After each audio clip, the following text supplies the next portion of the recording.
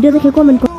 তো গাইস আমি জানি না তোমাদের কাছে ভিডিওটা গেছে কিনা, একজন মানুষকে ভাই বলতেও ভাই কি কইতে বিমন খারাপ লাগতেছে। তুমি পিকটা দেখো তো, যে মারছে এটা আসল পিক দিতেছে। আসল পিক দিলে ইউটিউবে স্ট্রাইক মারবো ভাই।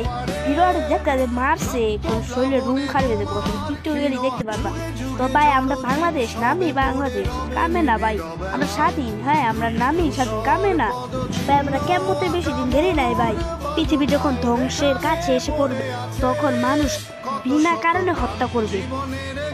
আমি বলছি একজন গেল বাতের জন্য, অনে আবার গেল একজন চাঁদার জন্য, আরো কত প্রাণ নেমে গেছে। আমাদের বাইরে কি এর জন্য আন্দোলন করছে? নৃশংসভাবে একদম মানুষকে হত্যা করবে। আর ভাই ডক্টর ইউনূস তার নিয়ে কিছু কোয়ার নেই। সে পড়ালেখার দিক দিয়ে মানে সব দিক দিয়ে ভালো করে দেশটাকে গুছিয়ে চালাচ্ছে, কিন্তু এমন একটি মর্মান্তিক ঘটনা হলো কি বলবো। আর যখন মাছ ছিল হেসরা যখন রাস্তার মধ্যে নিয়ে যায়, তখন ভাই রাস্তার আশেপাশে যে সকল মানুষ ছিল তারা তাকিয়ে তাকিয়ে দেখে। এখন এসে তারা আন্দোলন করে। তো সে সময় তারা কি করেছিল? আন্দোলন যদি করাই হতো, প্রতিবাদ যদি করারই হতো তখনই করতা। আন্দোলন যদি করা হতো তো তখনই করতা। এখন আন্দোলন করলে কি তার প্রাণ কি ফিরে আসবে? বলো, তোমরাই বলো। আমি তো মনে করি আগেই দেশটা ভালো আছে। আগে তো সে থাকতে, তার নামটা উল্লেখ করলাম না, সে থাকতে একজনের প্রাণ তো গেল পাতের জন্য। আমরা মনে করছিলাম তাকে দেশ থেকে বিদায় করলে নতুন একটা দেশ পাবো, না সেটা তো হলো না। যেটা ভাবছিলাম তার বিপরীতটা হলো। যখন দেখলাম পাথর দিয়ে একজন লোককে নৃশংসভাবে মারা হচ্ছে, তাহলে কেমন লাগবে বলো? আচ্ছা তোমার সামনে যদি একজন মানুষে নৃশংসভাবে মারে বা হত্যা করে, তাহলে তোমার কি রকম লাগবে? যখন তাকে মারছিল তখন কি আশেপাশের লোকজন একটুও বিবেকে বাঁচলো না?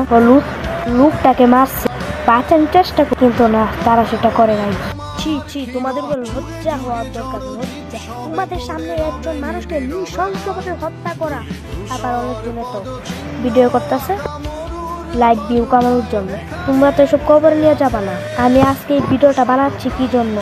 সবাইকে দেখার জন্য। তোমরা দেখো আমাদের বাংলাদেশ কোথায়, আমাদের বাংলাদেশ কোথায়। তোমরা তাকিয়ে তাকিয়ে দেখো, এটা হলো আমাদের বাংলাদেশ।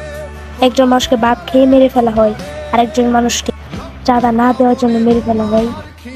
ব্যাপারটা এরকম হয়ে গেল না? চাঁদা দে, না হলে জীবন দে। এমন দেশ তো চাইনি।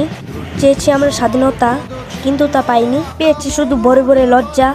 তাই তো আজ দেশ সব দেশ থেকে পিছিয়ে।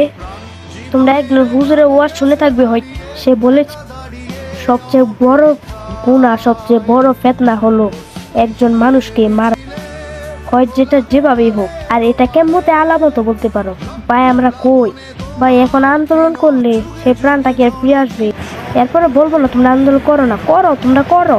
আজকে একজনের প্রাণ যাবে, কালকে আরেকজনের প্রাণ যাবে না, এটা কিভাবে শিওর দিতে পারবো? তোমরা আন্দোলন করো।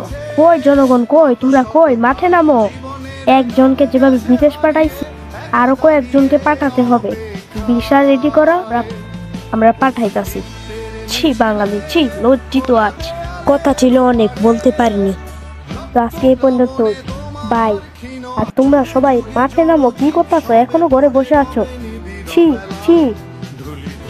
তোমরা মাঠে নামো। তো আজকের জন্য